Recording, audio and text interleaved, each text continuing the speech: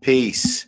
Some like to privatize. We like to optimize, not prophesize. Let's go.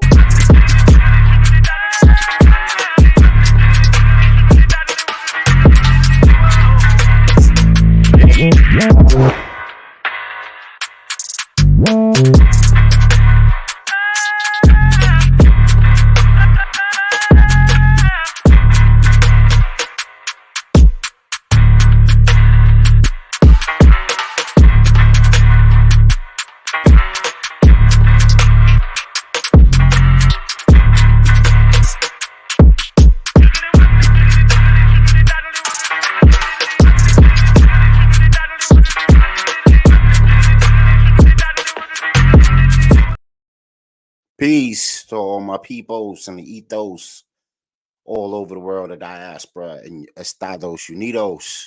It is the Real HD Show, the higher discussion. And what do we do on this show? We show the good, the bad, the ugly of things going on within our melanated people and culture, lifetimes, and society, and we heal it with freedom music. Now, how do we get freedom music? Well, every Wednesday and Monday from 7:30 to 8 p.m.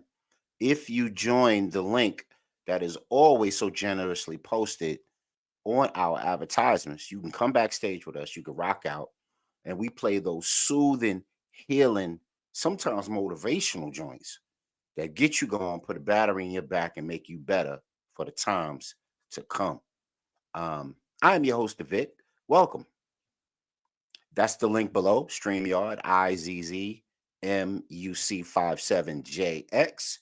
We want you to join us so we can have an HD higher discussion because there's a lot of things going on in our times, life and times, a lot of paradigms, a lot of things shifting and changing, and we want to be swift and changeable with them.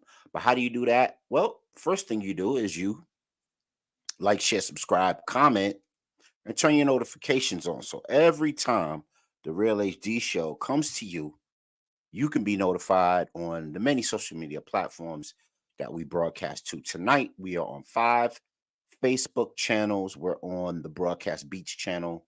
We are on the Community Justice Initiative channel, the Real HD channel, the AJ James page, and one more. Also, join us on YouTube. You can join us on Twitch, Twitter, Instagram, D Live, Mob Crush, Trovo Nation. We are everywhere you need to be. We are the Real HD. Bring 5 fans to the Real HD Show and win a vacation courtesy of Redeem Vacations and the Real HD Show. Total Package Energy. That is that supplement, all natural, Olympic tested, people approved for that 3 to 5 o'clock crash when you start feeling a little bit low on energy and you don't want to be super hyped up on caffeine. Get that Total Package Energy. Mob them. Great brother, great company. Get it, get it, get it.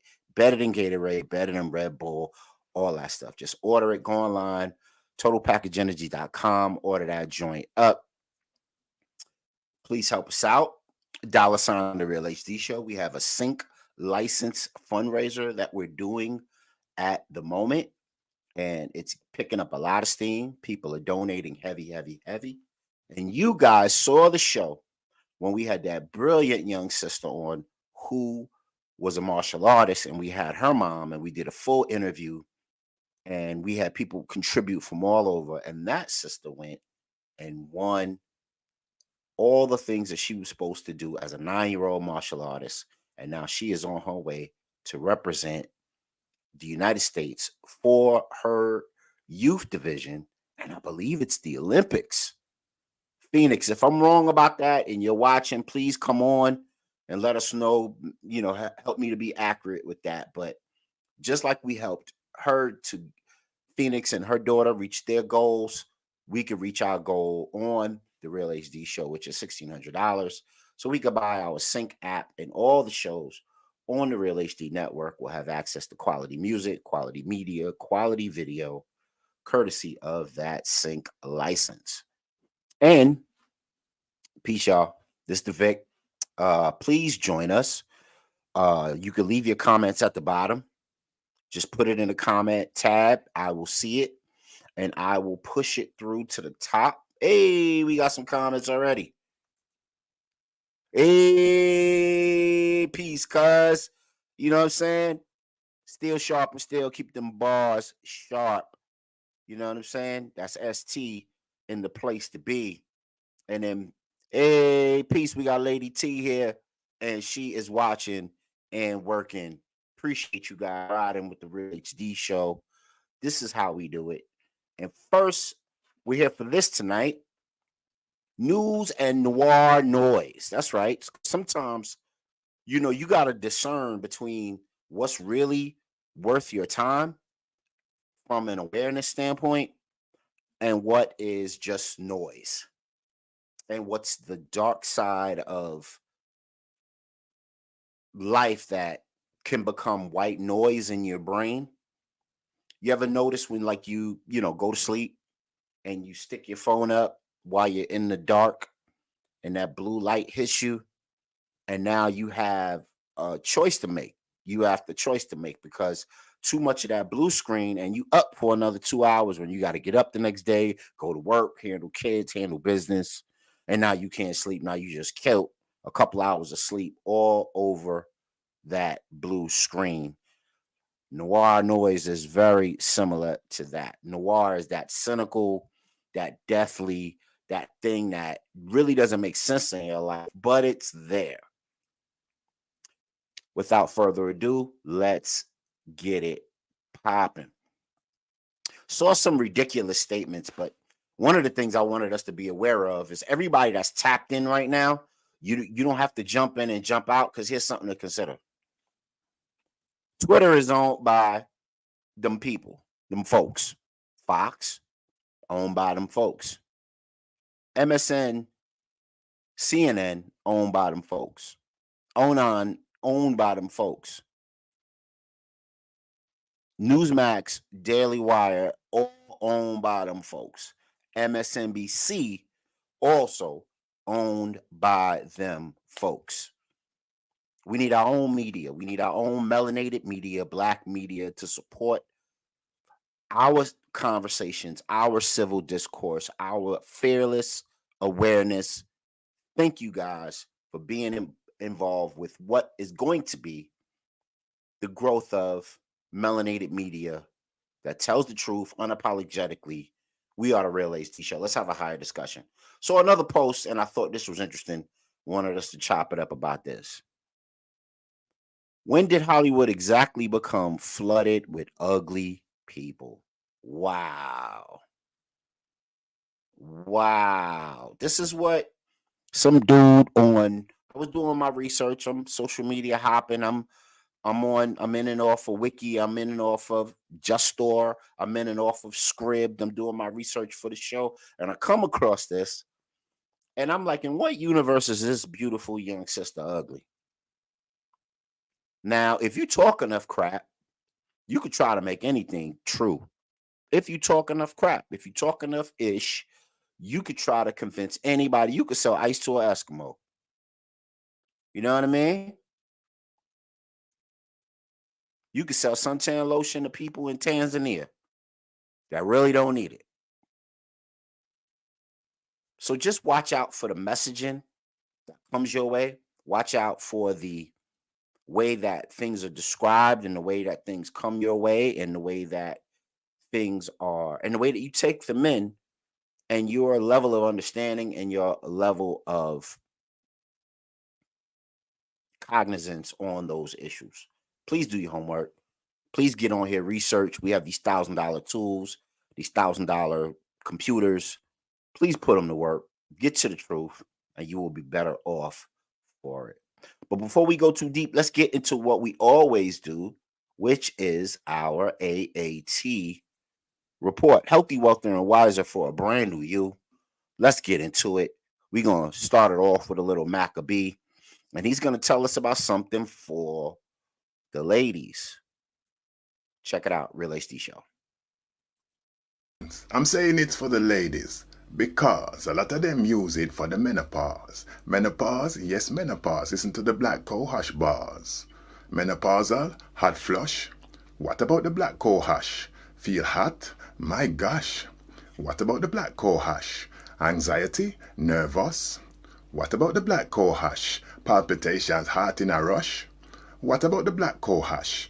Black cohosh, the root, really works. No dispute. I've seen it myself, so I know it's the truth. Scientifically proven. Absolute. Menopause is biological. The end of the menstrual cycle. Changes, hormonal. Some women just not feel normal. Some symptoms come with it. People take things to relieve them a bit.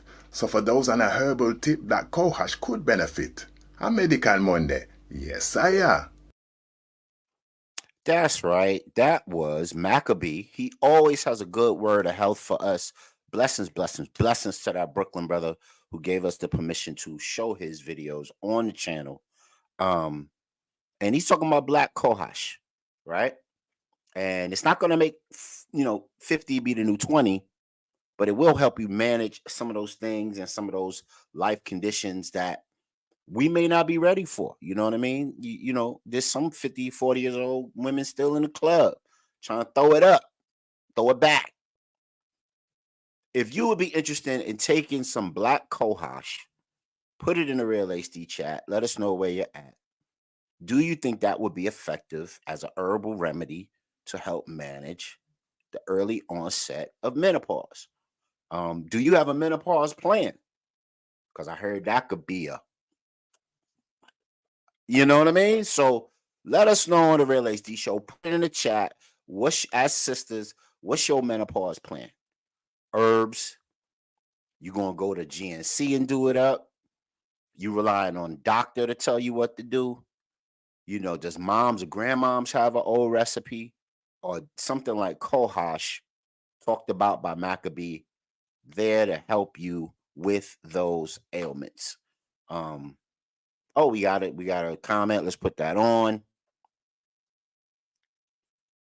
Oh man. Well, Lady T, if you don't have a menopause plan, maybe black cohosh and some of the other herbs that Maccabee has told us about, because there was other ones too. Let me run through the list. Let me put him up real quick, and let me run through the list of some of the dietary pieces that he had available for us that could help out with menopause for women. You know what I mean? Because not only do we have menopause to worry about if for the sisters, but we also got all of the other health ailments that compound that. Like we talked about lupus in the last show, and we ran through a lot of guinea hen weed is one of them that helps with menopause. What's another one that he recommends? He recommends the cucumber, the moringa. What's another one? I think that's enough. Yeah, so that you got it, and now you can run with it and let us know what you think about, you know, Kohash. Would you be willing to try it? Would you be willing to incorporate it into your diet? Of course, you can go to any Asian market store, any Jamaican market store, or any just any or even farmers markets. You know what I mean? We had this crazy weather. I don't know how it's doing down in the NYC, but up here we had almost 70-degree weather up here today. So this is almost farmer market season, and that means mad farmers markets open up all over the place, and in those places can give you those sorts of herbal, items that may help you out your long term, health, discipline, and well being. And we're still in the middle of a AAT report, Healthy, Wealthy, and Wiser for a brand new you, because we need cell power. We want to talk about this. So it's the effect of police violence on Black American health is documented in two studies. So give me a second, family. Let me pull that up. Um, the effect. And we can read a little byline from this. And this comes out to us from out of the Atlantic. I'm sorry, that's wrong. Amsterdam News. Um, And the effect of police violence on Black Americans' health is documented in two studies. Says the effect of police violence on Black Americans is tracked in two studies. One time, police involved deaths, sleep disturbances, and the other finding a racial gap in injuries involving police using tasers. Now, we all remember not too long ago, I'm going to remove this piece. Hey, Brother Mars, what's the deal, bro? You got to unmute your mic. Oh, no, I was hearing double, so I was fixing that. Oh, okay, cool. Yeah, man. So we're in an AAT moment, and we're talking about healthy, wealthy, and wiser for a brand new you for better cell power so we could be healthier. We're talking about the effect of police violence on American health is documented in two studies. And it's talking about how these studies impact our sleep, and they also impact there's a racial wealth gap, not wealth gap, but there's a racial gap in terms of injuries involving police use of tasers. Now, I don't know if you remember back last year, maybe early last year, how the one person died because they just tased them to death. And the police person, I believe it was either Massachusetts or Kentucky or someplace like that, the police woman wouldn't let off the taser. And then there was another police woman who faked like it was a taser, but it was really the gun. And remember, she shot the person, shot the brother, and they passed. Did that ring a bell at all? Yeah, it man. does. You were breaking up on me. I'm sorry. Oh, I'm sorry. All right, let me look at my joint. You got me. That might be on my end. Oh, okay. I think that's on my end. I'm closing some stuff out on this machine. That's all. Oh, no problem. No problem. Take your time. So we're gonna get back into this. It says for the year study, police involved killings unarmed Black people totaled 331 in the database that they use. Mapping police violence, a project using Justice Department statistics and databases. The killings included cases that gained national attention, such as Eric Garner, Tamir Rice, and George Floyd. For the more prominent police deaths, it was 11% increase in reporting, very short sleep compared with the average for Black survey respondents. For deaths, with prominent or not, that happened to be in the same state as the survey responded, it was a 6.5% increase. So basically, what they're saying is that we're having trouble sleeping, and we also have disproportionate numbers in taser-based injuries due to police violence. Now, of course, if you're a melanated person, this is not new news to you, but it may be new news to the macro society that doesn't take these things into account. This type of study cannot prove cause and effect.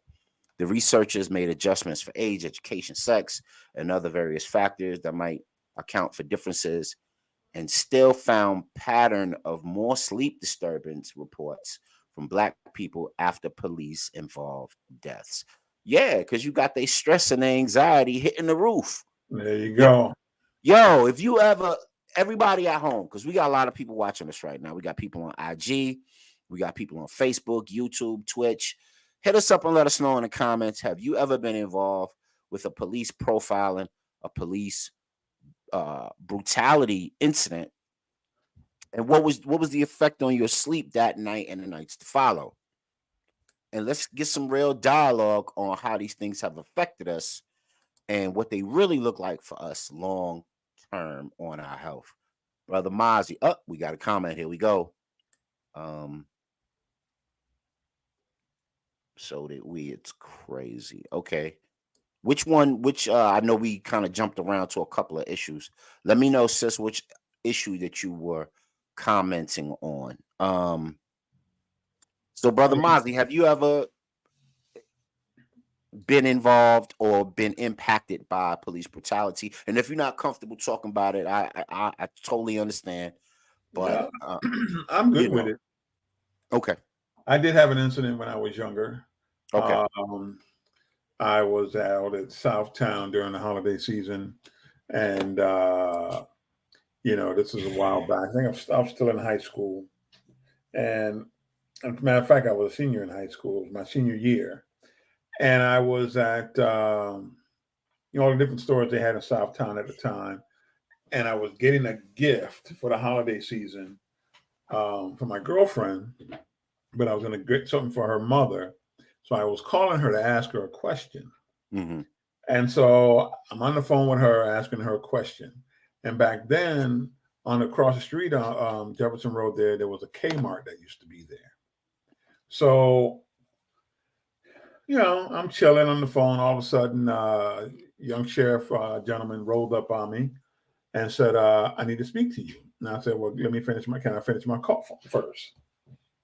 And he said, I want you to get off the phone. So I just kind of paused and looked over at him. Now, meanwhile, it wasn't the phone booth. I'm outside where they had the little thing there with the phone. You can kind of lean into it. So I'm leaning and I'm looking like, what's the deal here? Right. Guy says to me, take your hand out your pocket. I take my hand out. I'm like, what the hell? Mm. So all of a sudden, it was getting real. Yeah, he puts his hand on his pistol and said, please move your hand from your pocket. Mm-hmm. And so, I'm like, I'm removing my hand from my pocket. Explain to him what I'm doing. Then he's like, can you come over here next to the car? I'm like, do I have to? So, the whole time I'm holding the phone like this and the other hand's like this. And my girlfriend's listening to me at the time. So I was like, I got to go. And I hung up the phone. So I cooperated, went over to the car. He wants to pat me down. He wants to do all that different stuff. And then, I complied. I wanted to make sure there was nothing where he could say I resisted. When he asked me a question, I repeated back what I was doing of his his statement. So what ended up happening was he told me, you got to take me down to the other end of the mall. So I'm like, okay. And then people who don't know about Southtown, it's a very long strip mall in Henrietta, New York. And so he took me all the way down to the other end. I'm sitting in the back seat of this vehicle. Strangely enough, he didn't put any handcuffs on me. He just made me get in the back. But they didn't have those, they didn't have seats back there. They had all that polyurethane and plastic back there. So it was a little tough ride. So I'm sitting in this thing so I hear on the radio what was going on. They said that a black man just held up the Kmart. Then they gave the description. Approximately 6'2", beard, right. All this kind of stuff. At that time, I'm at my tallest now, I think, 5'8" at best. So I'm like, come on, man. I said, is that the description of the guy? He had on a big bomber. I had on a little hoodie. I had a red hoodie on at that. He had on different colors. So they're just describing all this guy. Guy had beard, mustache. And at that time, I couldn't grow no facial hairs. So I'm just sitting here like, come on, man. I said, I can't believe you just put me in a car to, deal with all. And then when you did what you just did to me, he pulls over and he just opens the door and says, you can get out. How about it? Now, mind you, the fact that he rolled up on some kid on the phone and didn't have the nerve to put his hand on his gun, they asked me to take my hand out of my pocket. And I'm saying, dude, do you think that someone is going to rob Kmart and then go across the street and talk on the phone? So that was my biggest run-in, I would say, I had with law enforcement. In terms of, you can sort of say a terrorizing event. Right. Fortunately for me, I was pretty hip to, I had a family who made sure I understood these type of things early on, and I had the wherewithal to at least not talk my way through it, but say the right things that kind of disarmed him, so to Right. speak. Right. Like, you know, imagine if you live in a neighborhood where every time you turn around, the cops can roll up on you, throw you up against the fence, especially during the crack era. I mean, jump off squads everywhere. Right. So Right. you want to talk about the health effects? You don't want to go outside. Yep. Yep. You resist a Why? lot of activity Yeah. over. Now that's one thing they don't even really tell you. Like, a lot of brothers, how they have those studies and they say, oh, black men would rather be in the house playing video games. Da, da, da, da. Well, guess Uh, what? If you done got profiled a couple times, that might be an answer for you. Like, yo, I don't want to be involved in that no more. I'm good right here. I'm I'm gonna tired of go. this mess, I'm man. gonna go work. I'm gonna come home. I'm gonna go to school. I'm gonna come home, and I'm not doing nothing extra.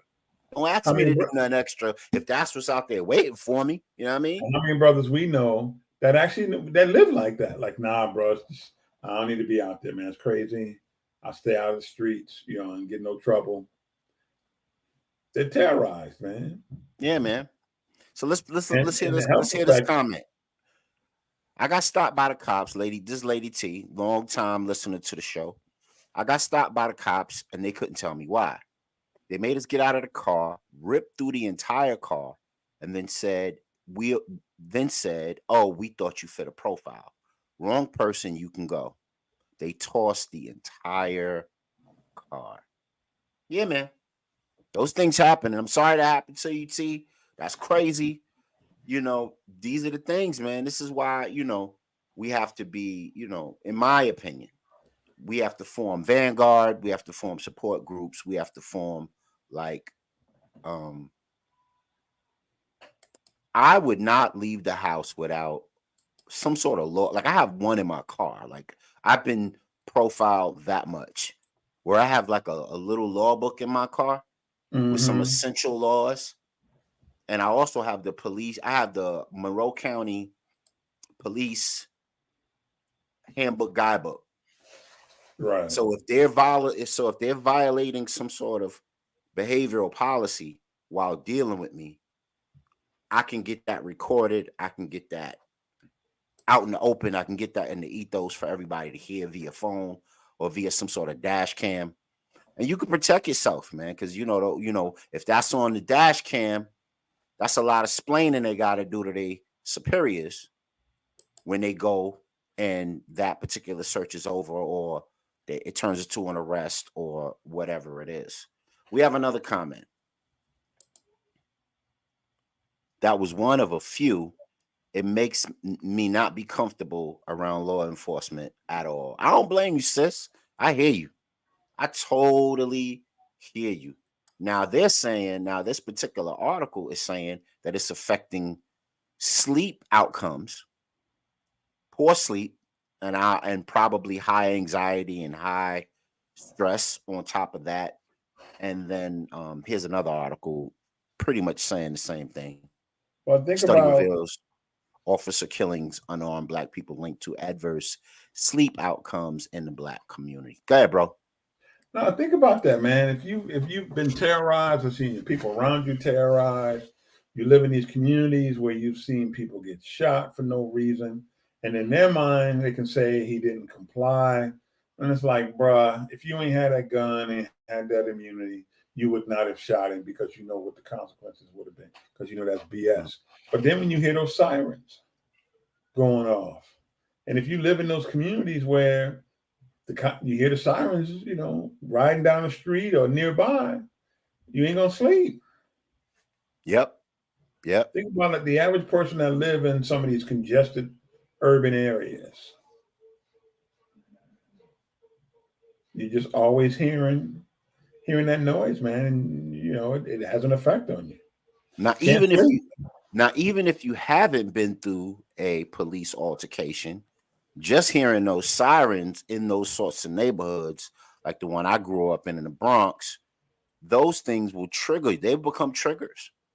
And then how do elementary school, high school kids sleep who need to get their rest so they can get up and do the things they need to do for the following day, go to school, Mhm. be alert, be cognizant. How do they sleep?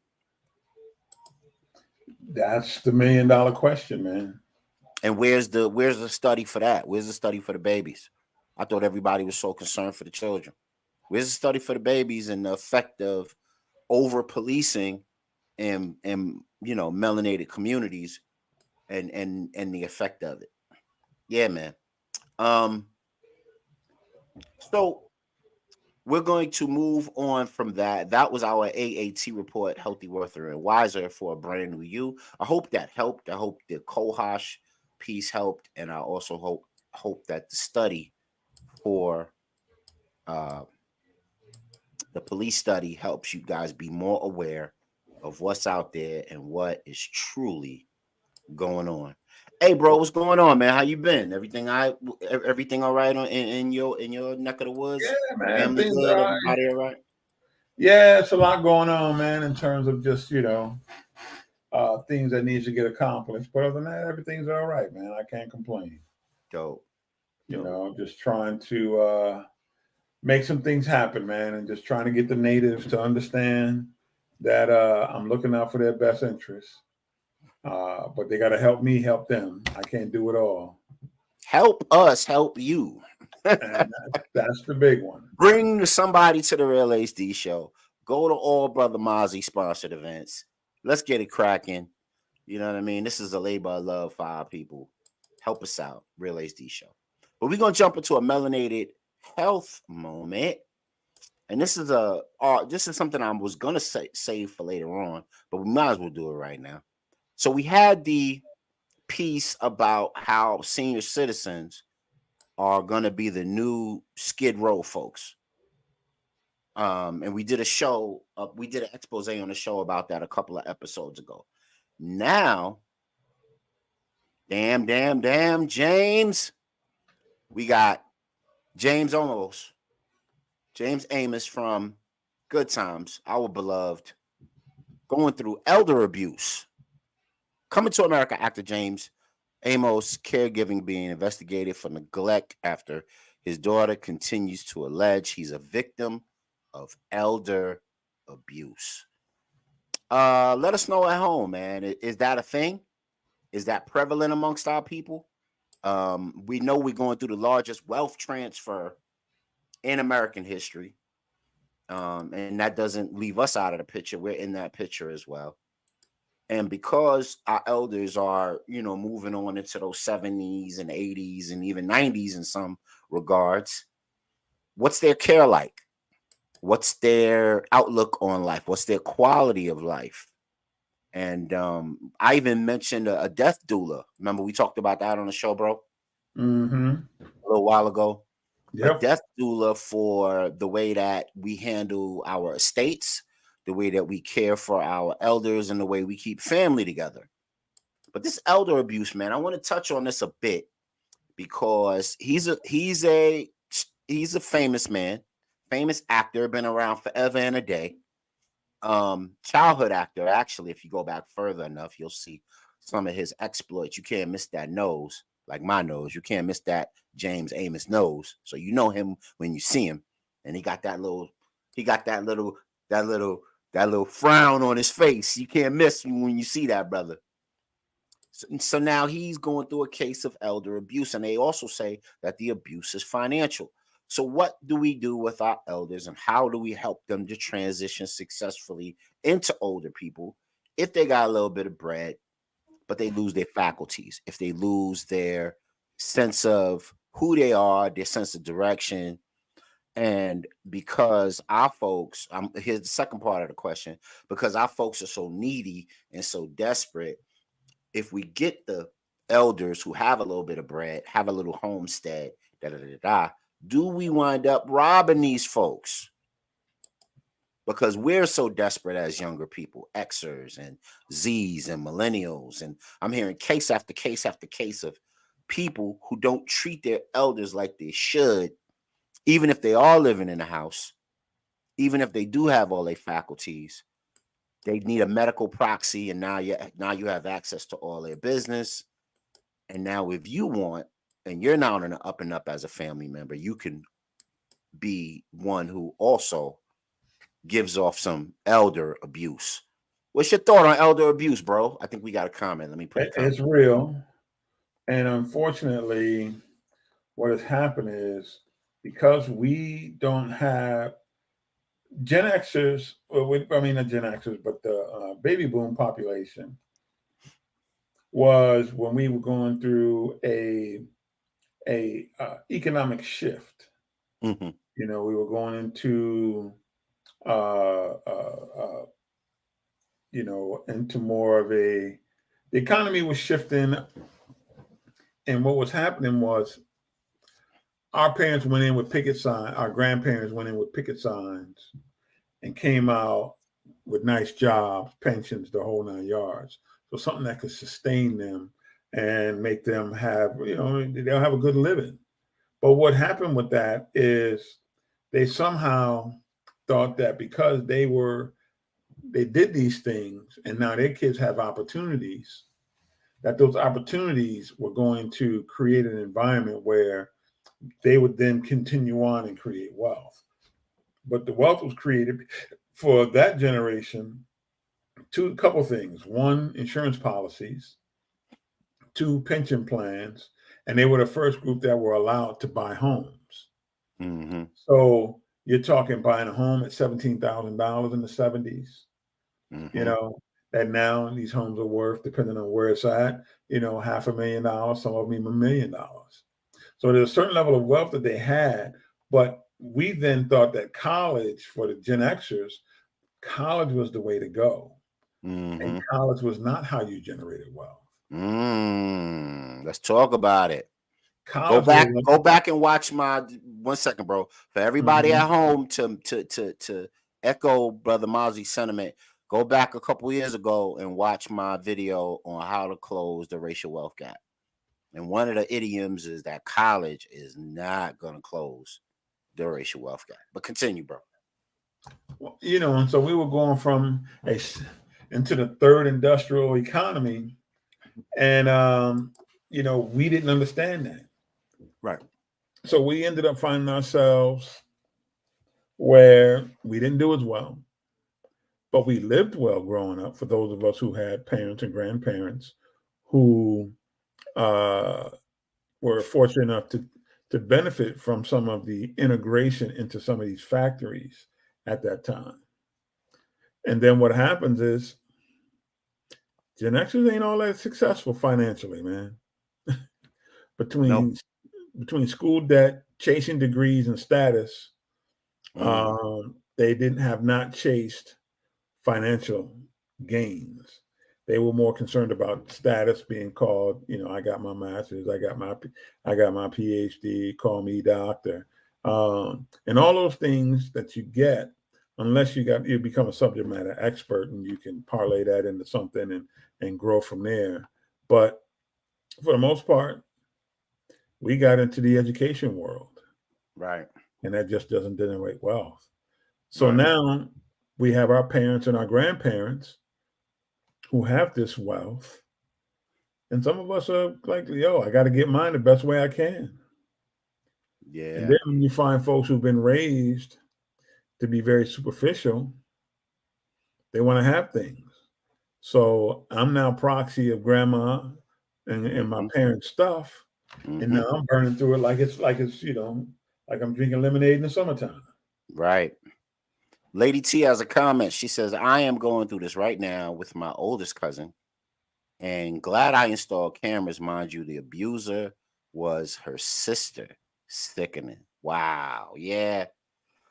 Yeah. I'm not going to say names, but I had an uncle that punched another uncle in the face because when they were burying the matriarch of the fam, he thought he was getting a deal, a kickback on the funeral costs.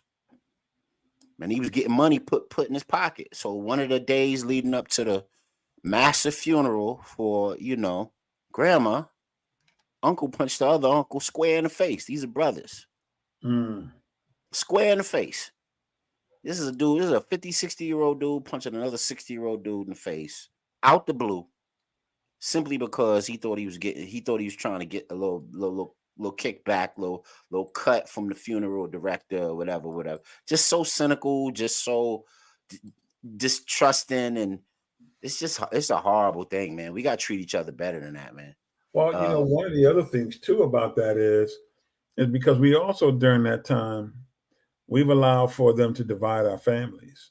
For mhm, years we always had multiple generations in the house, and we right, didn't throw away grandma and grandpa. right. How about it?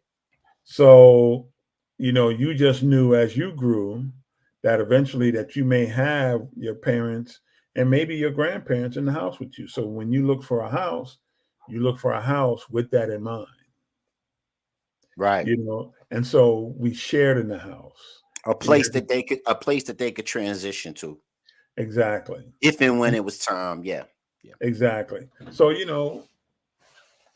just never became something. But now what happened is we're so segmented that when we have to help out our parents or our grandparents, we feel like it's a burden and that we're owed this Mm, money. I gotta there take you go. care of them. They better give me some money. So is that what you think it is? Do you think it's a issue of, well, they feel like they're the only, and I know this happens a lot too, so we could kick it on that level. One, you have a big family full of siblings, full of cousins, full of, second, third, grandmama, grandpa. They um Mhm. they done bore 5 generations of people that they could call on that'll be at any Sunday dinner at any given time with they played out, but only one person in the whole fam actually deals with that person day to day to make sure they washed, fed, clothed, they get around town to pay their bills, Yep. and then that person gets salty over the lack of contribution from the other family members, and now they feel like they owed something. If that's your situation at home, man, please hit us up, put it in the link, let us know what you think. Put it in a comment. Do you feel that one family member overworked is gonna turn into an elder abuse situation? Let us know, because these are the things we're gonna have to, come to grips with. Because medicine will have you around like a zombie till you 99 and a half years old. Hmm. And then what do you do with those people? You stick them in the And the ones corners the ones of that some are nursing home around, somewhere? Go ahead, bro. but the ones that they keep around are those who got the good health plan and Mm-hmm. things of that nature that they could actually bill Mm-hmm. so they can make that money. I mean, think about it. The biggest employer in Rochester is the University of Rochester Yes. Medical Center, Strong Hospital. And I'm saying, why is that the biggest thing we got going on?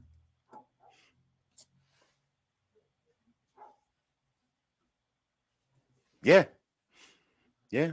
That's pretty much, that reminds me of the George Carlin joke, right? Where he says America is gonna be one fucked up strip mall. Yep.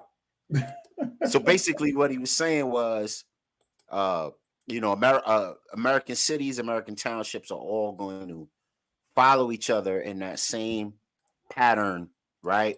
And then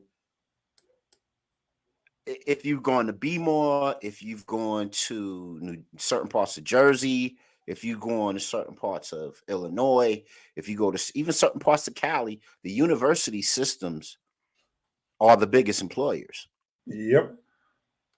So how did we as a society be so unproductive that the academia is the area that provides the most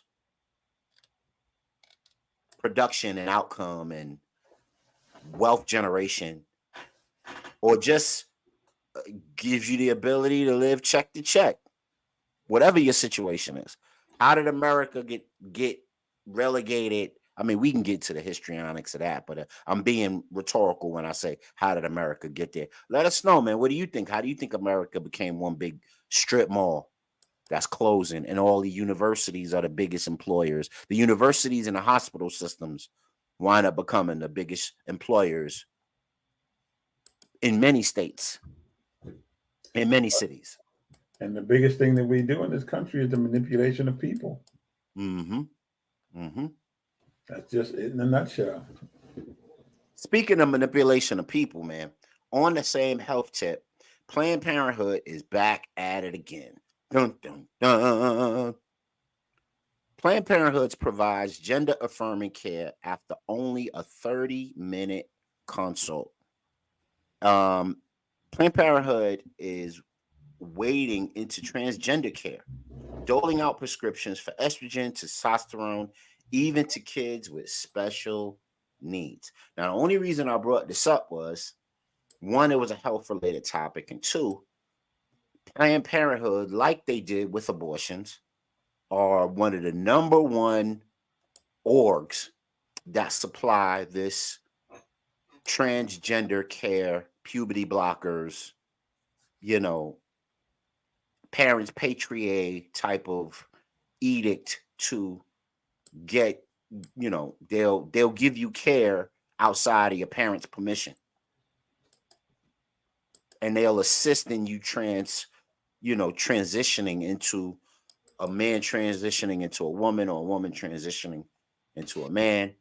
And Planned Parenthood, once again, just like we found out when they administered more abortions in the black community than any other organization, and then we find out that the ladies who ran Planned Parenthood back in the 1920s were part of the KKK and other racist organizations, and that was a eugenics plan basically according to them. And you can look up quotes by Planned Parenthood in the 20s when they were first getting started and what their uh, ism schism game was. It was annihilation of melanated folk. And now they're back in business,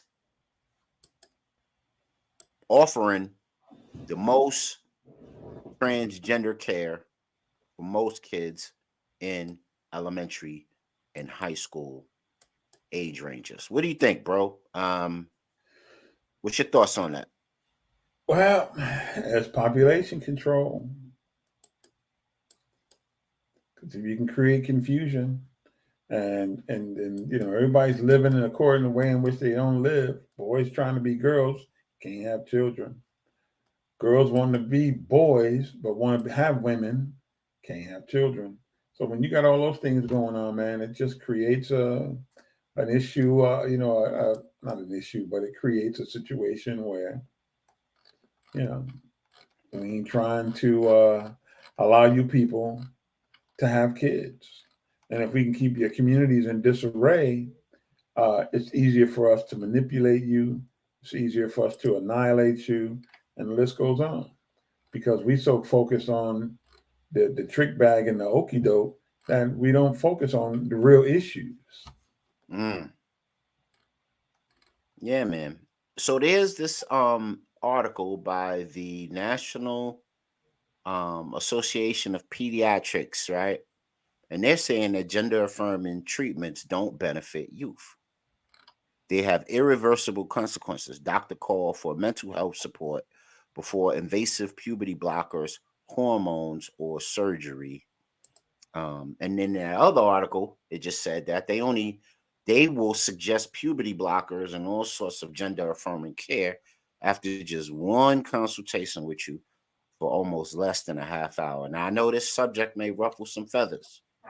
Y'all might have some folks, some melanated folks that are near and dear to y'all that y'all love and that y'all think that, they got the right to make their own choices and they have the right to, live their own lives if they're adults. But if they're children and they barely know their own sexuality, and now they're being influenced to take meds and procedures that don't even have Mhm. a 50-year track record, much less are healthy and effective for you. What is that saying for us as a people? And then what does this have to do with us? Well, we love to let our children be micromanaged by these school systems. They'll feed them. They will keep them after school for 2 hours. If they have a hard day, they'll cry on their teacher's lap if the teacher is a caring individual, they're getting a lot of the cues and a lot of the, you know, you know, standards for behavior, for culture, for Mm-hmm. how you manage yourself from the school system that they go to. And of course, we all know that these schools are jacked up. There was this, what was it, the article that we had where the one school, and I believe it was either Queens or Brooklyn, they kicked the kids out and stuck 1,000 refugees into the gym and into the school spaces. So we know that these public schools are a piece of work. And then what they'll do is, especially if you're in areas like California or Colorado, they will influence the kid to a degree, have the kid make decisions about their sexuality without your permission, and then try to have the kid taken away from you if you disagree with it. You know, Yep. that's the type of world we're living with, where you don't even have medical, proxy over your kid's sexuality at in the fourth grade. Like there is sexuality in the fourth grade, that sort of silly stuff. But the more important thing is the same organization that was in these eugenics cultural terroristic atrocities back in the day, Mm-hmm. they're the same organization pushing this gender care, what they calling it, quote unquote, gender care. What's your thoughts on that, bro? I know you said population management. Any other thoughts on that? And just manipulation, man. You got to control the people, Mm-hmm. and these things that we're dealing with are just ways in which we're managing people, Mm-hmm. and we don't understand how we get managed. And that's the part that's sad about it, because in the name of freedom, in the name of all this other stuff that ain't got nothing to do with nothing, we find ourselves falling prey to. Seems like no matter what issue that is off center that takes place in society, we seem to be right smack in the middle of it every time. Mm. And somehow, we feel we have some new freedom because we do so, or some new enlightenment. Mm. Just Yeah. because you can go and take some drugs and then your name is Michael and you can call yourself Michaela or Michelle, somehow you have some new enlightenment on human evolution and human psychology and some new level of sophistication that everybody else has.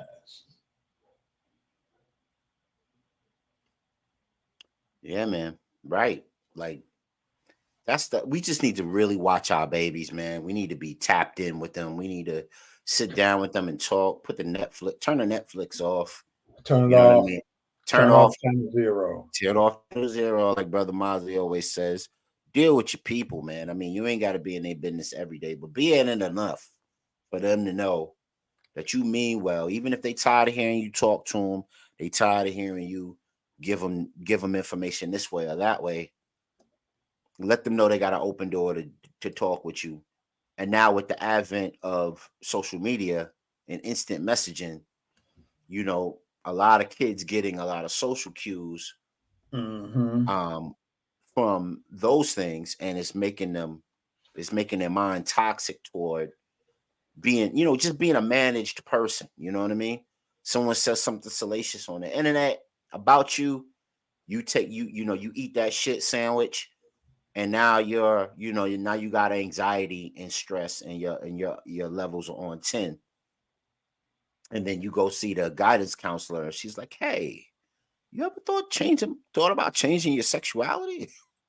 Maybe you just don't really like. You're not comfortable being. Yeah, maybe you're You're not not comfortable successful being a at. boy anymore. Yeah, all kind of crap. Just please stay on your tippy toes with with our folks, because these educational things is crazy. It's a lot going on there, and we need to be totally tapped in. Talk about totally tapped into different sexualities, man. Um, are you hip to the Therians, man? No, I'm not sure if I'm hip to them. Yeah, man. That's the new wave, man. So just like you had Oh, people, identify as animals. Okay. yeah, people. So this is the new Yeah. one of the LGBTQ alphabet stuff going on. People who identify as animals I claim told they you. shift Wait a into. minute. Hold on. Go ahead. Wasn't it last week or the week before? Didn't we talk about these people who saying it's okay now that you can marry your animal? Yeah, absolutely. So Animals. if you identify with an animal and you actually have an animal, hey, it's on and popping. Yeah, yeah, yeah, man. So now it says people walk on all fours and show off their lives on TikTok wearing masks and tails. Groups of TikTokers self-entitled as Therians are hosting meetups across the UK for those who identify as animals. The term Therian refers to people who identify as non-human animals on a deep level and engage in behaviors associated with animal identity. They differ from furries who see their animal persona as a character, while Therians innately feel animal characteristics. Um, I was gonna show you guys a joint about that. Let me see. Did I have one? Okay, no, I didn't. But I've seen a few of those, TikToks, man. They run around in there yeah, looking like so idiots.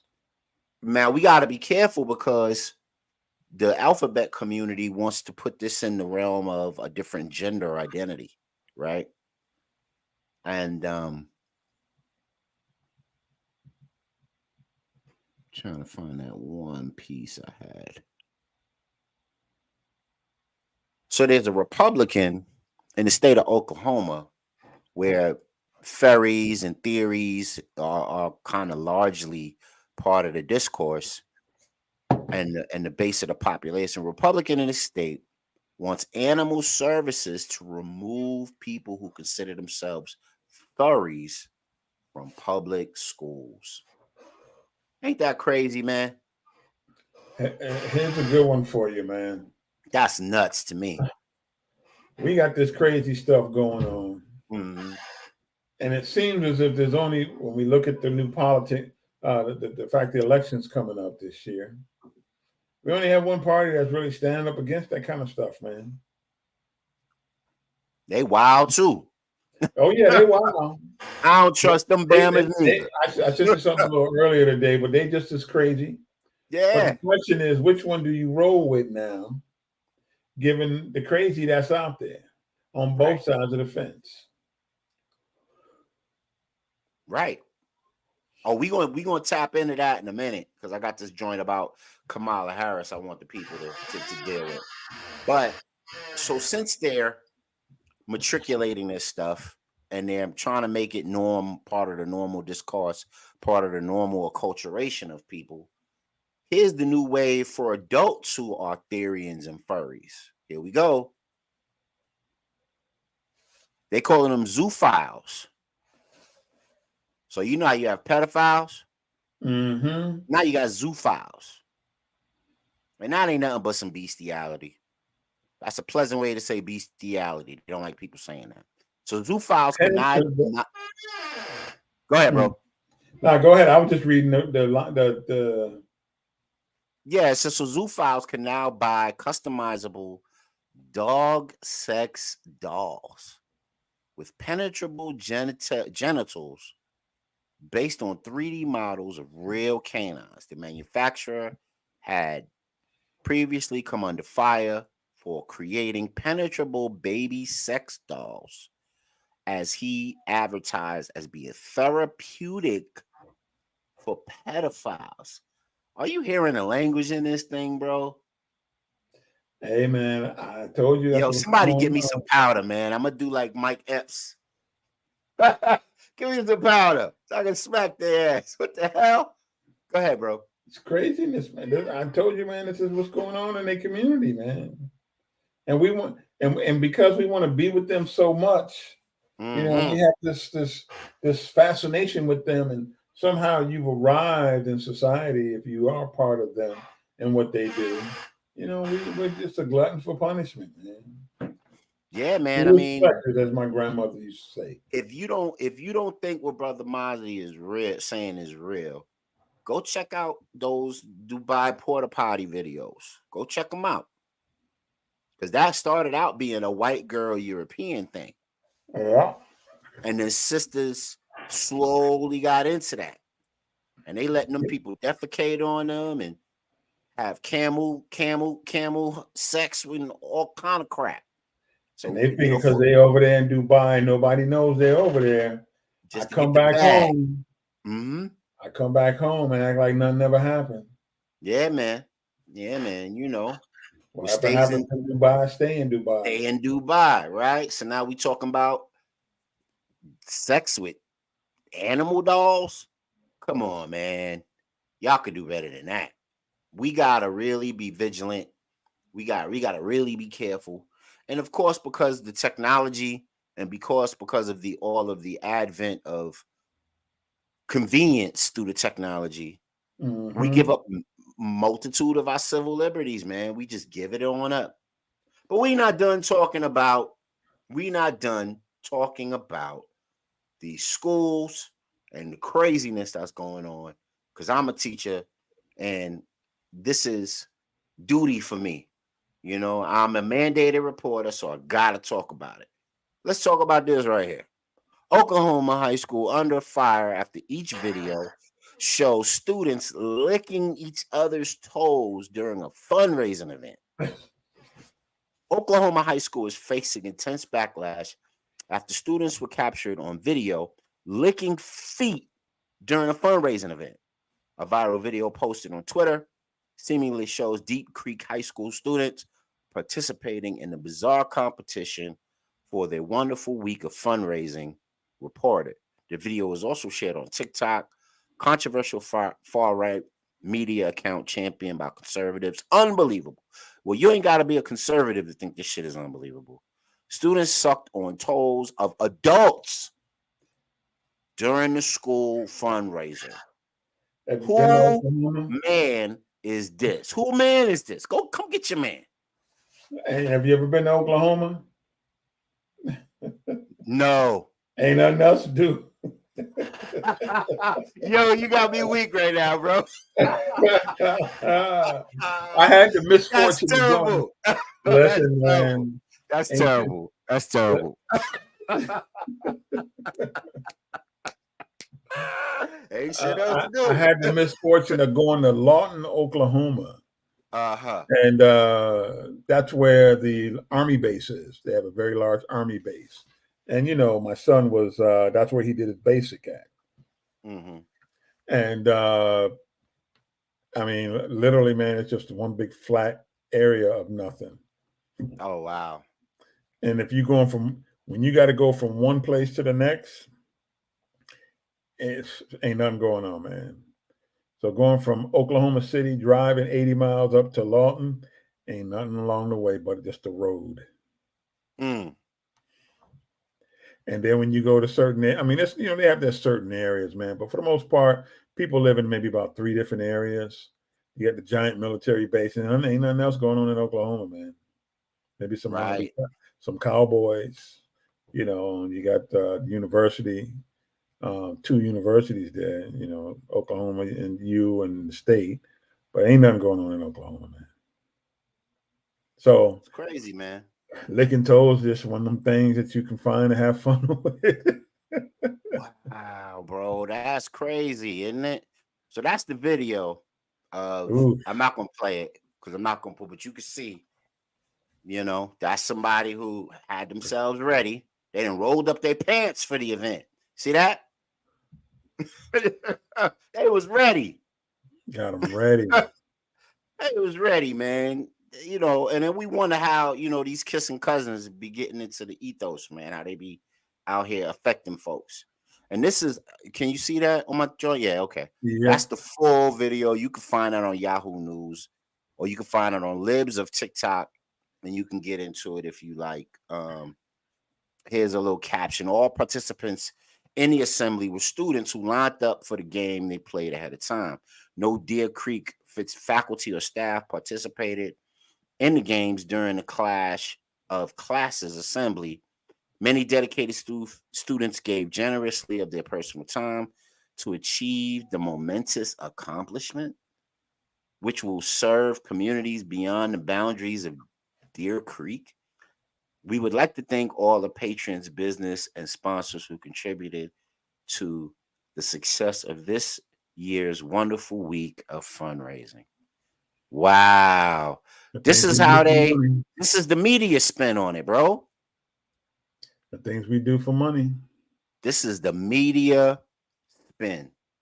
So are we back? Everybody at home could chime in on this too. Are we back to the point where we selling our daughters and our sons on the market like Hansel and Gretel? And like the Middle Ages when the king or the prince fancies your daughter, and you knew that would mean you get a couple plots of land if you let the king have or the prince have your daughter or your child. Are we back to that? Because how do the people of Oklahoma let this go on unless this is part of the regular get down? My Oklahoma people on Twitch, come through. Let us know. Is this the get down on the low out there? Is this one of the things that ain't nobody talking about? Talk to us, man. This is crazy. And we like it looks like zombies. it's been a big community event. Yeah, you saw the disclaimer they gave after the event. Oh, we had a wonderful week of fundraising. Yeah, your children are sucking on grown people's feet. Like what's good with you? What's good with you, man? Come on, B. You need to, you killing me this evening. Yeah, man. I just thought these were some outrageous stories that, we got to be advocates for our babies, man, because these kids don't know no better. And they being led astray. They being run amok. They being bamboozled, hoodwinked.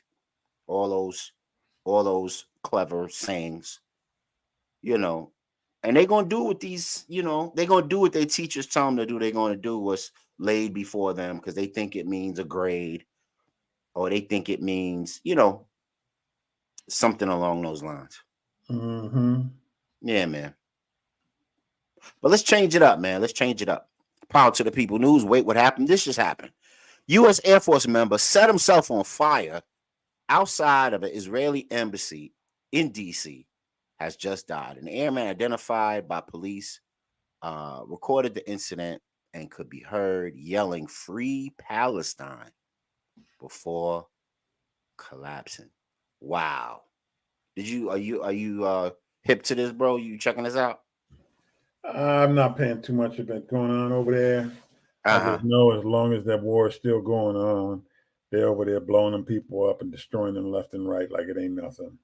And some nut who decides he's gonna go and burn himself up in protest, go right ahead. Hate to sound that way, man. Yo, my man is in full. My man is in full. What's the brother or Star Wars? Oh gosh, how could I forget his name? Not Yoda, the one that Sam Jackson played. Oh man, how could Nick I forget his Fury. name? No. Or Star Wars. What's his name? He played the Remember, Jedi. I He never played the saw Star general. Wars. He played the general of the him and Yoda were like the grand generals on the Jedi Council. But anyway, Mace Windu. You on your nihilism, your nihilism, Mace Windu game right now. I never saw any Sound like a him episode problem. of a Star Wars. So Yeah. Yeah, that's the whole the Jewish Gaia piece. mhm. Luke means light, Darth means dark, and the whole Yeah. the whole transition of that. We got a comment. Let's see where we're going. Hey, thanks, sis. Oh, that's Godspeed, Mace Windu. That's right.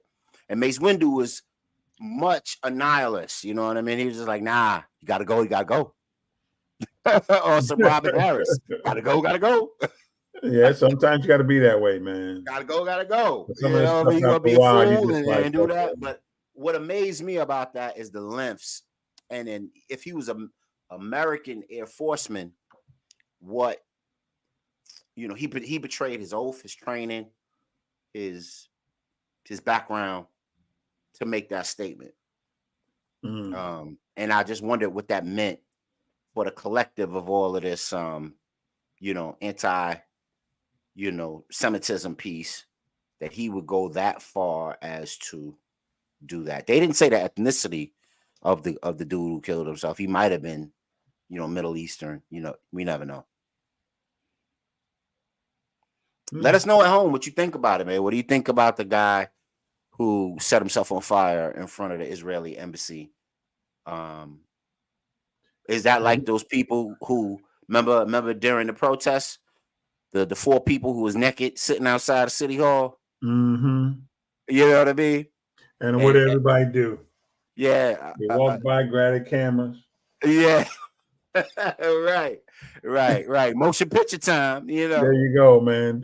Yeah. People ain't trying to do nothing, man. So when it's time to protest, we need to be more strategic. Can't be doing none of them old tactics. Tactics they did back in the day, because I remember, company I used to work for, big company, and there were some union guys picketing, and it was kind of cold outside, so I was like, "You dudes are committed." But here's what's funny about it all: while they were out there picketing, you know what I was doing? I was inside, looking out the window like this. It's cold, huh? Yeah, I'm in here chilling. So y'all can pick it all you want. You cold, ain't you? Yeah, you know what I'm saying? You look cold there, and brother. You can look at the dude, and you can see it on their face, man. They're ready to crack at any moment. Like this, Right. we got to come up with some new tactics, man. I'm like, yep. You like the dude from Green Bay at the football game with the icicles coming down his snot. Yeah, man. His snot to turn to icicles. Like, bro, it's cold out there, man. And you out here walking around picketing. That ain't doing nothing for you these days, man. Yeah, man. Come up with some new tactics. So you going over there burning yourself up to make a statement. You're just going to be known as a dude who burnt himself up. Yeah, man. So news and noir noise, man. We have to discern. Please like, share, subscribe.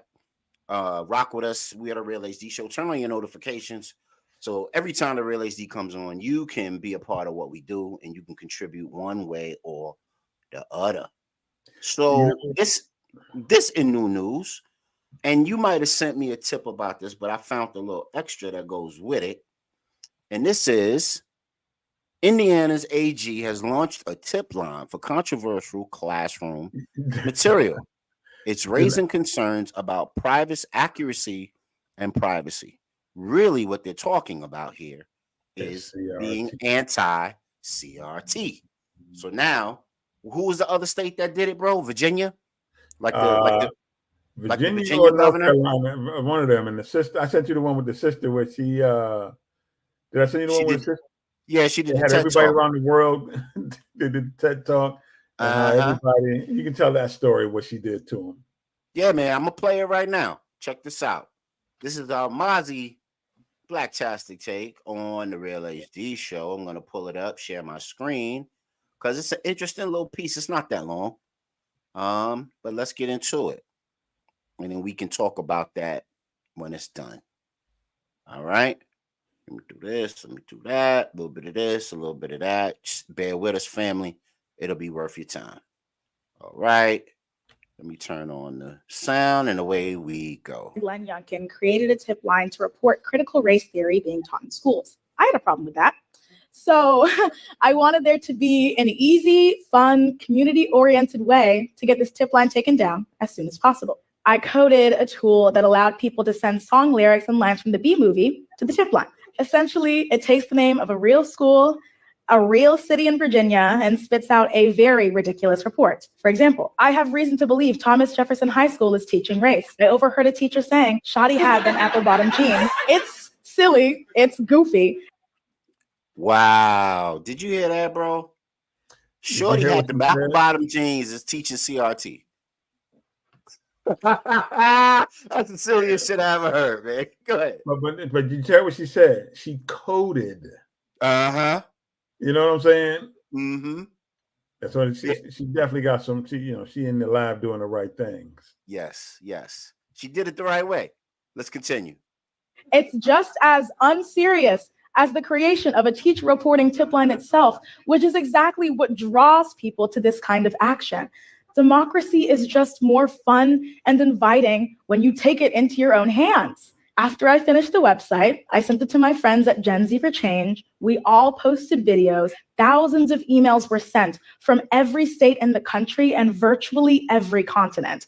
And we had emails bouncing within 48 hours. Months later, the tip line was quietly officially shut down. Didn't even last a year. Because of the skills of a few, the platforms of many, and the will of hundreds of thousands of meddling kids, unified in our intolerance of injustice, we were far more powerful than a couple people in official positions of power. That's All dope. right. We're gonna shut it down right there and come back to you guys. What do you guys think?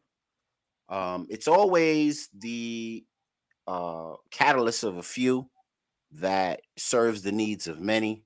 That's usually the way change happens from an organic sense. I'm glad that sister did it. But now we have Indiana on that same wave. They're trying to ban, and you can find this article. Let me put it back up again. You can find this article out of the, forget what newspaper it's in.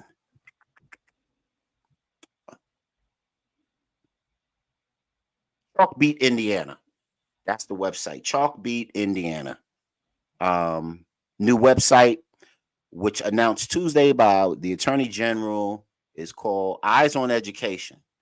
And it includes complaints dating back to 2018. The website launched with material already posted, but it included the school districts and the State Department of Education didn't know about it. Whoa. 13 school districts around Indiana, screenshots and presentations of material that often describes as potentially inappropriate. So what happens? Here's a question for the audience. What happens if a Karen doesn't like a teacher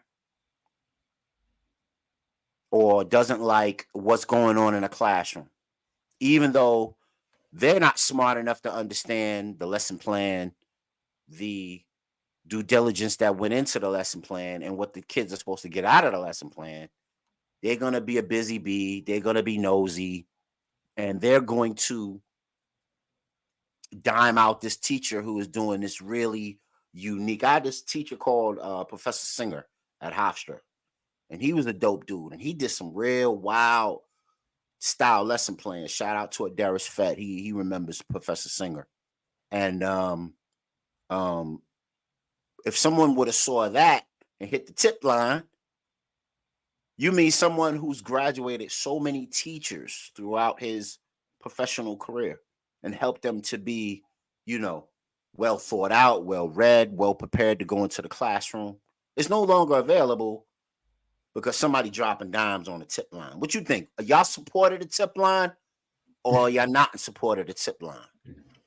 Let us know. You want the tip lines in your schools? And is the tip line going to be used for the right thing? If the guidance counselor and the nurse is trying to coerce your kid into taking puberty blockers, is somebody going to jump on the tip line for that? Only if they're melanated. But they'll jump on the tip line if you're talking about Frederick Douglass, or you talking about the Natchez massacre in Mississippi, or you talking about the War of 1811 and how Haitians helped us kick that ass. That can't be taught. but the other stuff, you know what I mean? Let's go to a comment.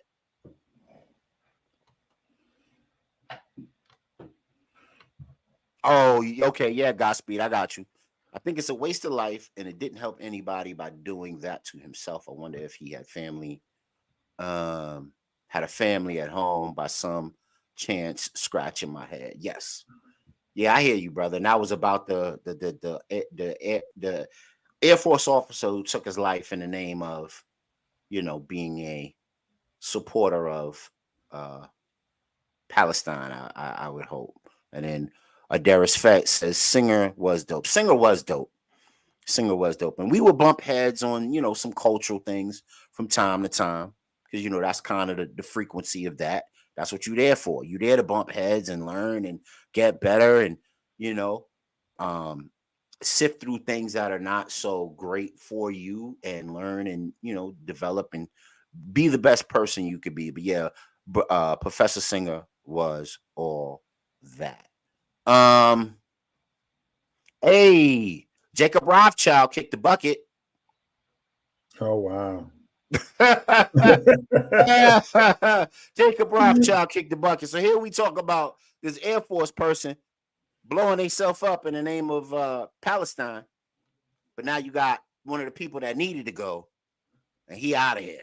Let's see let's see his impact on things over the years.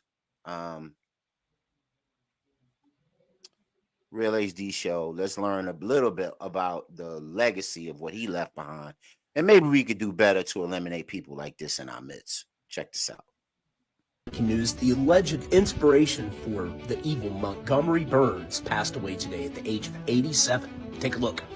Jacob Rothschild, Baron Jacob Rothschild, of the infamous or famous, but definitely elite and super rich Rothschild family, passed away today. So the Rothschilds are the richest family in the world with a $20 trillion in assets. Who knows, they might even own a nuclear reactor, right? And if you look here, the resemblance is pretty uncanny, isn't it?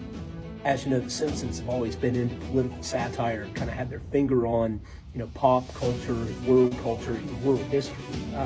So, look at this, pretty much looks like it walks like a duck and it quacks like a duck, it is, right? Or how about this one? I mean, 2 plus 2, I'm thinking that they might have been trying to say something here. Boy, wouldn't that be crazy if they unalived Monty Burns on The Simpsons. So tell me what you think.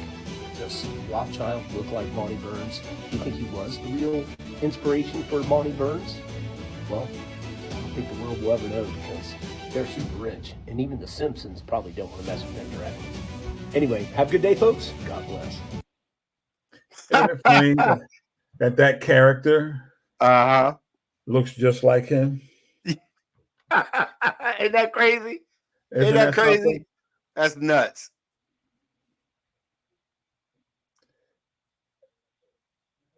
Fire. I appreciate you. Now that you bring up schools, I want to segue into what's going on in Mississippi. Go ahead, do that.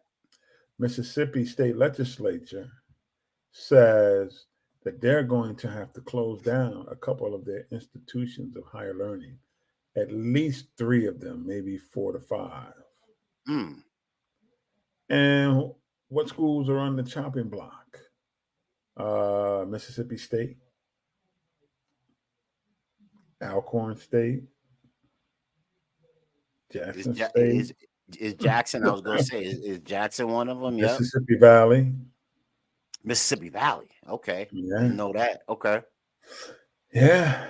So there's a few of them on there. They got a list of about 7, 8 schools, man. They got to close. 3 of them got to go. 3 or 4 of them got to go. Yeah. Go ahead. No, so back to that whole thing we talked when we started out the show, talking about elder abuse and, taking their money and things of that nature. Here's another situation where it's Black abuse, because and we're being abused at the behest of our own people. And the reason why I say that is because we still do not understand how this system works. People brag about, I mean, I had some friends who went to HBCUs and, they just bragged about how they were just so much better than, the PWI that I went to. But one thing that I told them was this: I understood money. Being at a PWI allowed me to really understand money and obligation and responsibility. And when I graduated, I think it was about 7 days later, man, I got an alumni letter in the mail saying give back to the university. And you know what's so funny about that? Mm-hmm. I've been giving ever since I graduated. Mm. The question I Okay. have is how many graduates that went to JSU, MVS, or Alcorn that actually gives $20 a year back to their school. And one of the Now I would problems is say, these schools don't have endowments. yeah, or the endowments that they had aren't available anymore. And I'm saying if you take the number of graduates over the past 50 years, if they were all giving back $50 a year to them schools, they'll be so flush with cash, it's incredible. Mm. I appreciate that, man. You know what I thought, especially for the HBCUs, given that my sons both went to HBCUs to play ball, and that experience wasn't really good for them either because of lack of funding and everything of the like. I always thought that certain schools in certain states, if they weren't really operating above the fiscal board, should Mhm. merge. I believe these three schools should have merged a long time ago.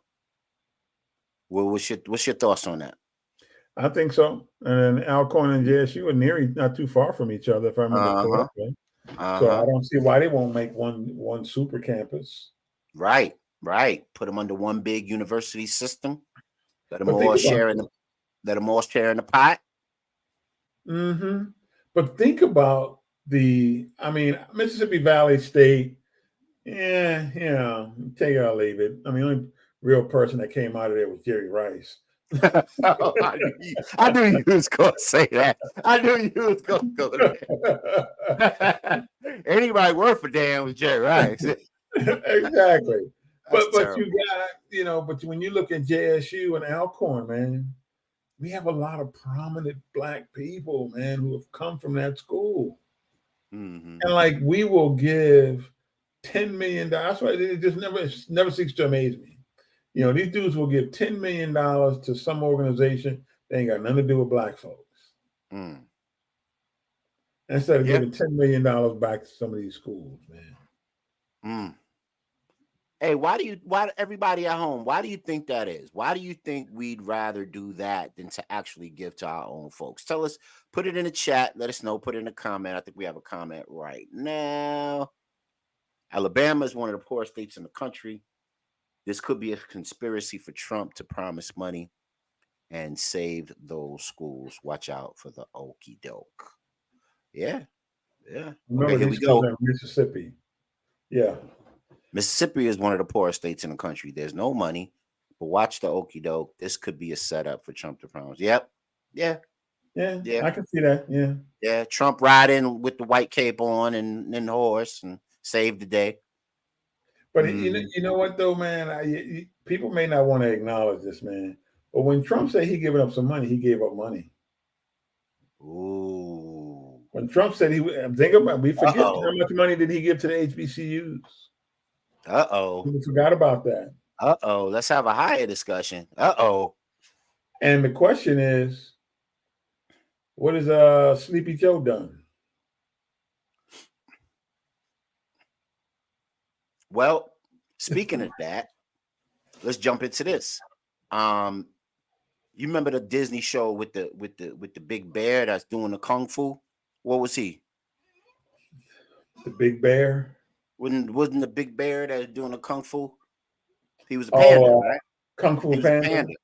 Yeah, kung fu panda. So now you got uh Kamala Harris and Joe Biden as kung fu panda. Check this out.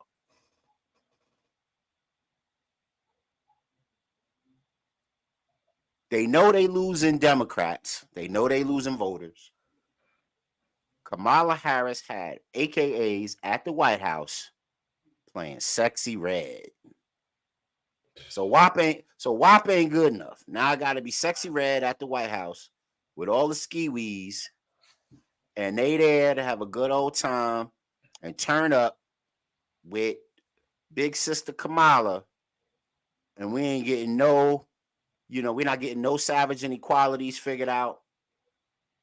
All these You know what? so-called most enrolled folks ain't talking about nothing to help out the community. But we could dance and shake our butt to Sexy Red at the White House with Kamala Harris. Look at the VP house. They playing Sexy Red.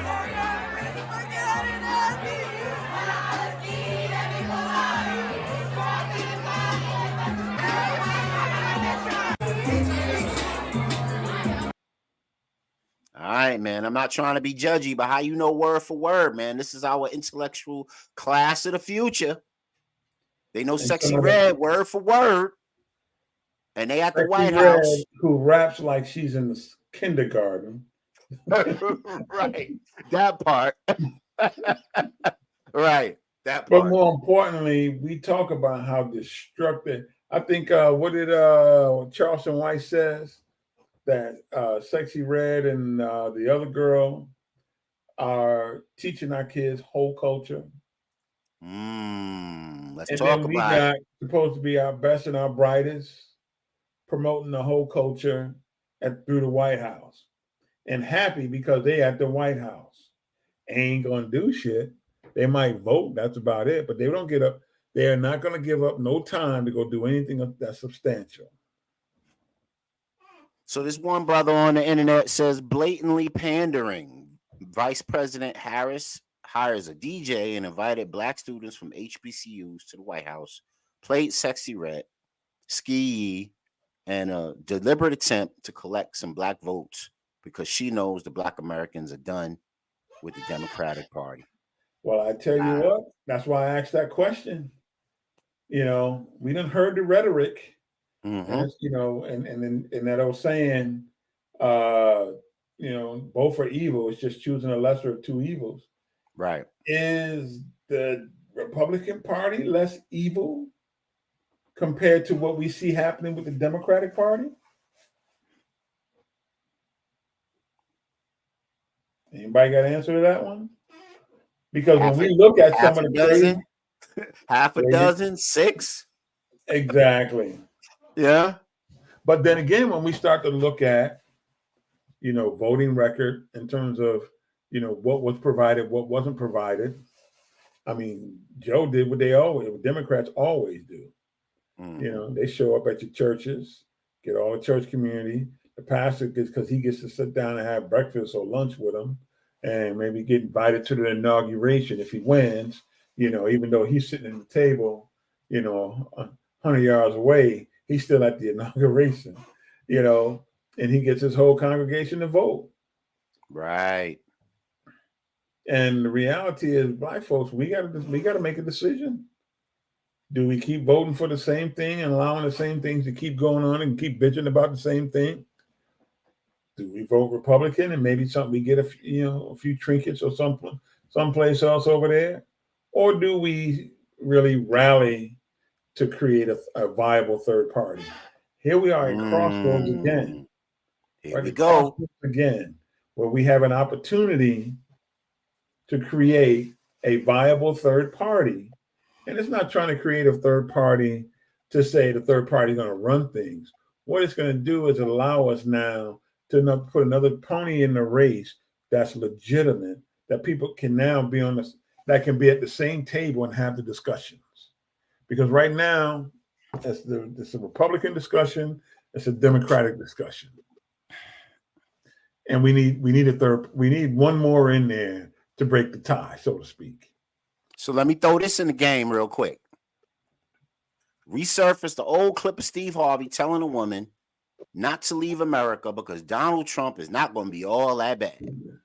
Reminds me of fans he advocated for MAGA. Steve Harvey has his sights set on expanding his empire after recently hosting his inaugural Open the Fire Flood Festival in Dubai. But some social media users are more interested in his past as the current election cycle continues to ramp up. So is the talk about former Donald Trump's campaign for re-election. As a result, Harvey's controversial support of the embattled political figure has come again to light. Does anybody remember Steve Harvey selling Donald Trump cookies? Yep. What we talking about? You I know, don't remember that, but you know, I remember him and Nick Cannon and Ice Cube and a couple of other people, Kanye. They met with Trump during his, you know, when he was first president, his first year in office. But we never knew whatever came about that or what happened with that or what the actual. Brother Marcus, can you enlighten us on what those outcomes were? Well, Peace to you, by the way. Peace to you. Yes, blessings, brother. So you got to think of it like this, right? Under Donald Trump, and this is what people don't like to talk about when it starts to get to politics, a lot of people shut down. But you look at what happened under Donald Trump and where we are now under Biden. And you got to say that for the general populace and most people, especially businesses and entrepreneurs, the majority have suffered under Biden. And it's largely due to policy. We've gotten way more government regulations under the Biden administration. We've gotten all types of issues with not just interstate transport and commerce issues. We've also got a ton of international supply chain issues that have come because of the policies, right? We're not even talking about other outside extenuating factors. And then they don't want to accept any responsibility for those issues.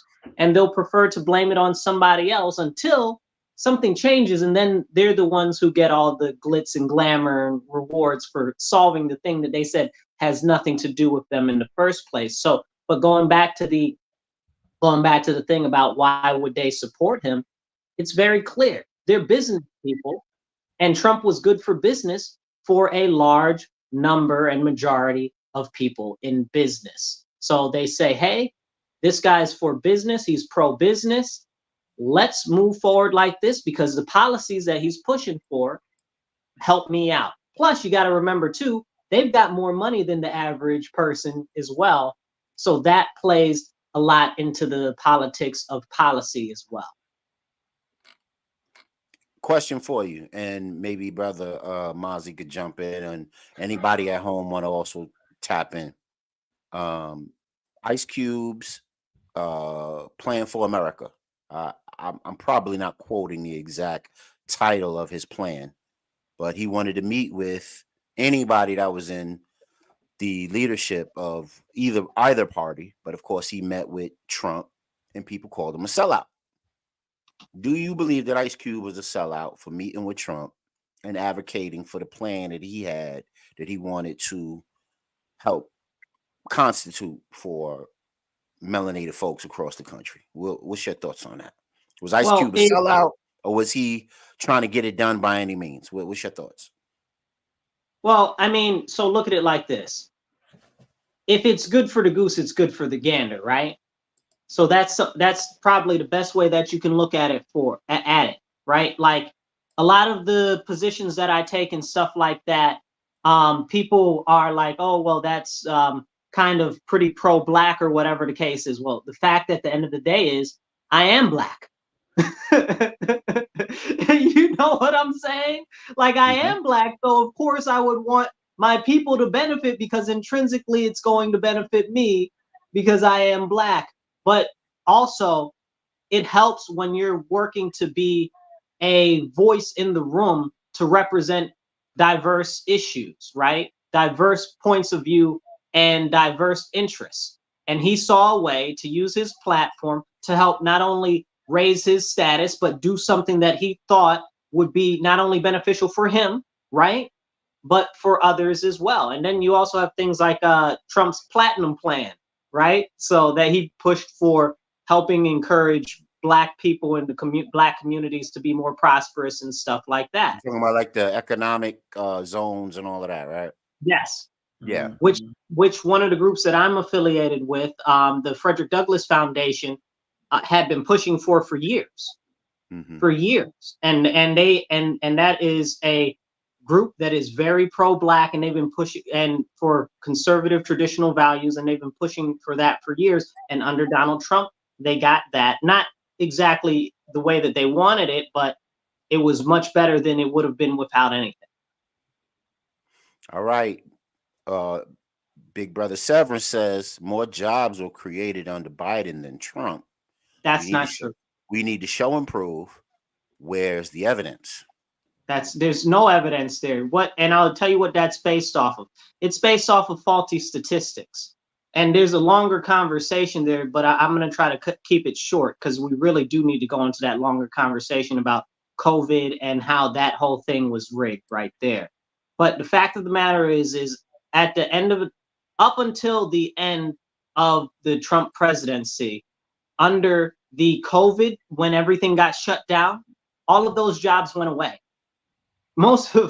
Many of those jobs are the jobs that they're trying to say are the ones that he created, but you didn't create those jobs at all.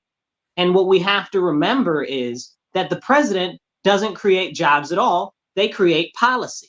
And none of the policies that Joe Biden has put in, nobody can tell me has benefited largely any small businesses or entrepreneurs.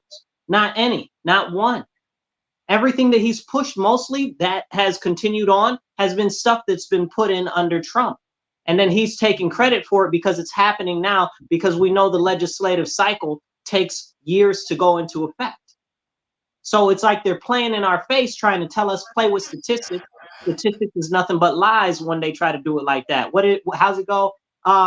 There's lies, damned lies, and statistics. And that's what we're experiencing. It's not true. It's not accurate. And the jobs, and I'm going to land my plane on this, the jobs under Biden that were largely created, okay, were jobs that nobody in our communities coming out of our schools or most of the people in the colleges, okay, that look like any of us could actually get or benefit from on scale. I land my plane. So Big Brother Sev says, what did Trump do for black people? None of Trump's plans materialized in the community. What does that mean? That's the comment. Hold on. I think I have one. No, that's a question. You're just making a very broad statement. And I think he's just kind of responding to, just in general to what some of the things that you were going over. Okay. So as a business owner under Trump, okay, I was very much happier of the policies that were coming out of the federal government than under Biden. I got a lot to say about it, but I'm not about to make this show about it. Okay. Now you're saying that they didn't materialize in the community. Well, one, he helped to shore up the funding for the HBCUs. Okay. Now, whether you're in favor of HBCUs or not, okay, that was something that he worked to solidify. Done. He released a lot of the people from jail under the what's it called? Mozzie, help me out. What's that? Not next step, first steps. What's it called? I don't remember, but he was really following some of Obama's policies that allowed for them to release people from prison. So he wasn't the originator of that. He was just following along on and writing, continuing a policy of. Was it continuing policy or was it adaptation of a policy in a new manner? Because those people were still in prison under Obama, and he didn't put any legislation. He was just Obama was the catalyst, and he followed right along with it, which is fine. We can give him credit for that. We can make it happen, But I think what we need to understand is, once again, in this conversation, it's not, for me, it's not an Obama. I mean, it's not a Biden versus Trump. It's let's look and see what they've done for us as a people. Well, and for me, do we continue to vote for the Democrats because Kamala's an AKA and we can ski weed? We got a cousin that's an AKA, so we're gonna vote for them anyway, or are we gonna look at the policies? First of all, go on. Sorry, somebody made a comment I wanted to comment on. Go. Hold on. Finish. Let him finish, and then you could jump on, and then I'm gonna read the comment. And then the other thing is, once again, we have an opportunity now to create a viable third party And what we need to do is we need to actually think about that, because Biden has made some promises during the election. Has not. He turned his back on, I think, every last one of them. Republicans, when they were in office, last person being Trump, there were some pros and there were some cons. But the reality is, they're both stuck in the mud. They propose policy not because it's good policy. They propose policy that is always opposite of what the other is doing. That's it. So No matter how. I don't know that I agree with that last part, but there was a lot of good stuff in there. Not so much that it's opposite, especially under Trump, and this isn't me jockeying for Trump or anything, but I think that he saw that it was in his own interest. And it just so happens that a lot of his interest is focused in America being successful so that he can make more money, which allows others to actually make more money. Now, I would like to talk about the viable third party. I very much so like the Libertarian Party and stuff like that, but which would be the closest thing to anything that would be a third party that's functional. But I don't see that happening anywhere on a federal level. That's not something that's realistic, no matter what that they put in the news or whatever. Now, where we might be able to make something tangible like that would be on the local level, but even still not there, because that would require decades of voter re-education.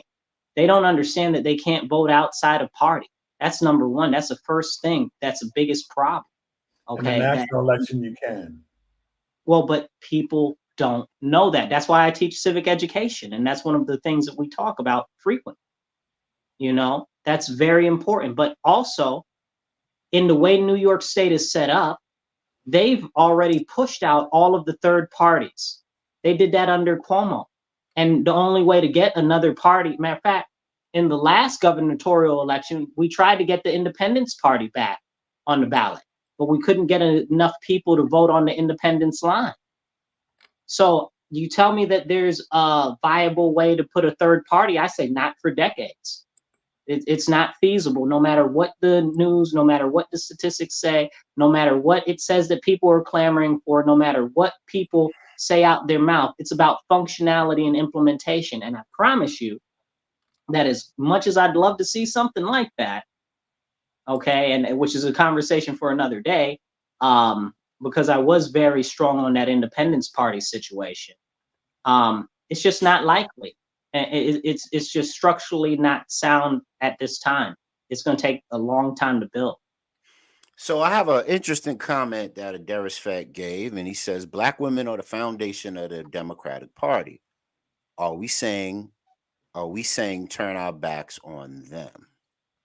What say you, gentlemen?" And that'll be the last thing, because I know we're in overtime and we really shouldn't have gone this far into the show. We could save some of this for Wednesday, because I wanted to talk more Wednesday about the whole SCOTUS investigation of Trump's immunity while he was president. So a lot of the charges that he's up against, that's impacting his reelection, is up for a debate as to whether or not it's going to be whether he's immune to it because of his office. His office gives him immunity to those charges or not. That's kind of up in the air right now. But what do you gentlemen think about that last? And here's the last comment: there's not enough people to create a viable third party for national elections. I don't think so. But here's what's going on. That's not true. Think that about brother. I gotta disagree with.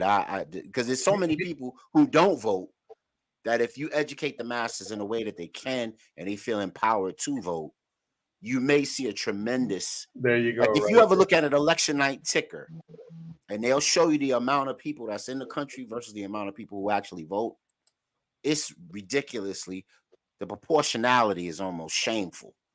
How our electorate is continued to run on people that just don't participate enough. But go ahead, bro. No. What would be, and here's the other part.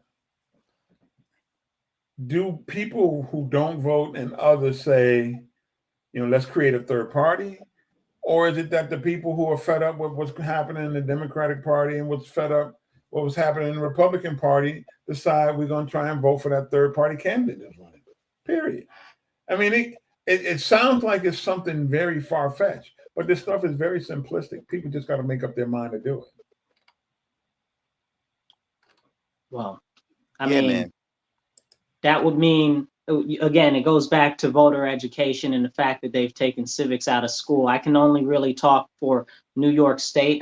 Don't have a lot of experience in other states. I do know Texas does have a pretty strong libertarian party down there, and I do fellowship with many of them. But as far as it not enough people, there are enough people, but again, you'd have to get them actually motivated and out to do it. Like I said, you'd have to get enough of them to vote in a gubernatorial election for governor on that line.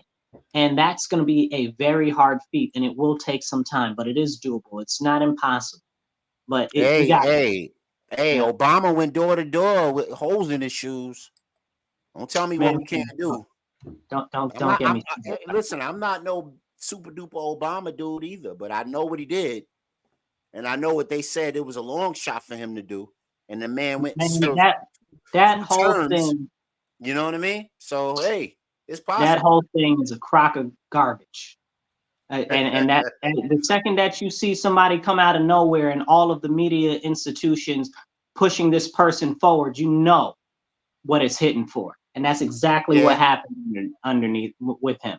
So yeah, we know that there was some catering going on in that regard, but I'm just saying in general, we have to explore the possibilities of being self-sufficient, even when it comes to the electorate and the voting. You know what I mean? Because that's decidedly and slightly unfair. Because if you can elect somebody into public office with only 20% of the popular vote because of the electoral college, that's a problem. And you really don't have that much of a say in the civil discourse. You can read it. That's a true stat. That's a true stat. I can't even care about the electoral college when only 25% of the people in the city came out to vote last year. So there you go. There you go. So I ain't got time for the electoral college when people aren't coming out to vote in regular elections. But here it's different because for 50 years we've been under harsh, repressive Democrat rule with all of these policies, and all we see is our communities going backwards. And they always out here selling us some sort of a dream, and nothing ever materializes. A lot of promises have been made. None of them have been kept, especially in the Black community. Look at all the Black faces of all the Black elected officials. The school district is trash. The city council is trash. No offense to anybody in specific. I'm speaking all totally in general. Okay. All of this is Democrat policy because it's all Democrats in. Whoever you get into office, the next person in office, it's a new nameplate, but the party owns the office. It's the policies that are the problem.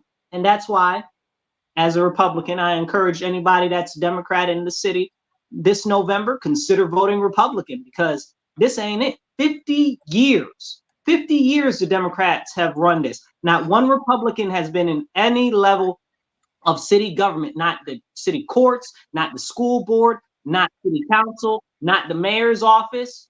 So if you want to see something different in the city, consider voting Republican. That's what I got.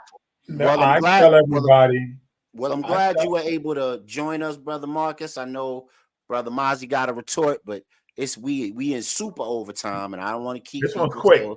11, 12 o'clock at night on this. Go ahead. You close on this last comment, brother. Go ahead.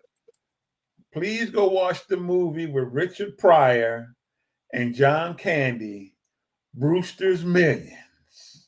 I love that movie. It's a great movie. Yeah. Vote for none of the above. There you go. None of the above. Yeah, check that out and check us out on Wednesday, because we're going to be back here doing the same thing, having a higher discussion about the things that matter to us on the Real HD Show. So please lock us in, like, share, and subscribe. Tell the people, bring them to the show. Let's have a super duper show. Thank you guys for putting great comments out there, putting great information in the ethos for the people to digest and to start to be more aware of and make great decisions on.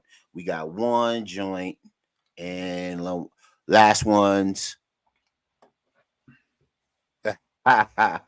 Yeah, First of man. all, Yeah. Hey, I invite everybody that's on right now to come you back see these on. guys been cheating out there. Wait. Let's get live on the stage and we could really have it out and we could talk about the civil discourse of the electorate and how that's affecting our people the very next time on the Real HD show. For now, I'm gonna say peace. Y'all walk with power and jump on here Wednesday at 8 o'clock, not 9:30. I appreciate I you told whenever you you. I might be late. I know I'm not talking about you. I'm talking about everybody. Jump on Oh, here okay. when we got time to chop it up. Bring your knife and your fork and your plate, and let's get busy. Thanks for watching the Real HD show. Peace, y'all. Walk with power. Y'all have a good night. Y'all be safe and y'all love on each other. We gonna see y'all Wednesday. All right, y'all. All Peace. righty. Later, fellas. Peace. Night.